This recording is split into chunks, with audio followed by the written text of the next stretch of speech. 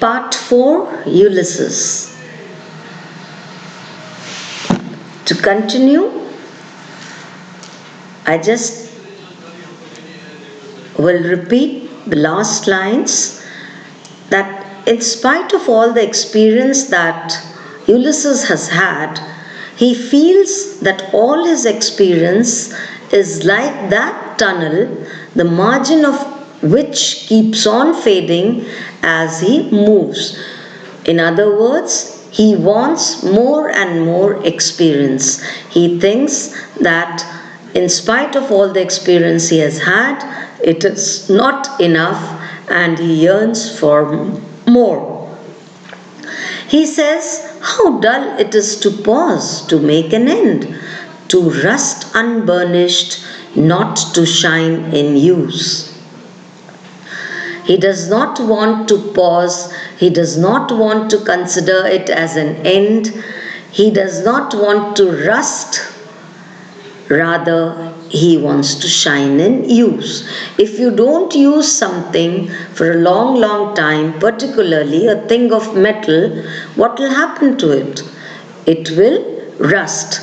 On the other hand, if you keep on using it and washing it and again washing, cooking and cleaning and doing everything with it, it will keep on shining. As though to breathe were life. Life piled on life were all too little, and one to me little remains. But every hour is saved from that eternal silence, something more, a bringer of new things. And while it were for some 3 suns to store and hold myself, and this grey spirit yearning in desire to follow knowledge like a sinking star beyond the utmost bound of human thought. He says, is it as though to breathe were life? It's almost like life piled upon life, without anything, without experience. It's all too little.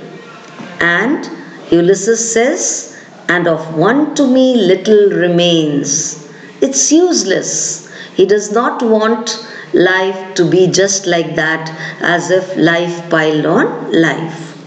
He wants to save every hour from that eternal silence. What is that eternal silence? Eternal silence is death. Something more, a bringer of new things. He wants something more. He wants it to be a bringer of new things. And while it were for some 3 suns to store and hoard myself, and this grey spirit yearning in desire to follow knowledge like a sinking star beyond the utmost bound of human thought. He wants every day to be a bringer of new things. And he says that he has already hoarded himself for 3 years in that island kingdom, while it were for some 3 suns to store and hold myself. 3 suns, 3 revolutions of the suns, that is 3 years. He has already remained in that island kingdom for about 3 years. So now he is somewhat old. So his grey spirit yearns. There is this yearning. What does he want to do? He wants to follow knowledge like a sinking star beyond the utmost bound of human thought. See the spirit of inquiry. See the spirit of adventure that you can find in this poem. Look at these 2 lines. What does he want to do? He wants to follow knowledge like a sinking star. Can you follow a sinking star?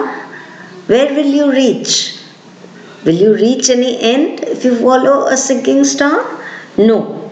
Similarly, Ulysses uses this simile to describe the extent to which he wants to be adventurous. He wants to follow knowledge like a sinking star beyond the utmost bound of human thought. He cannot reach any end, so that is his human thought. One cannot think of the limit to which he wants to be adventurous.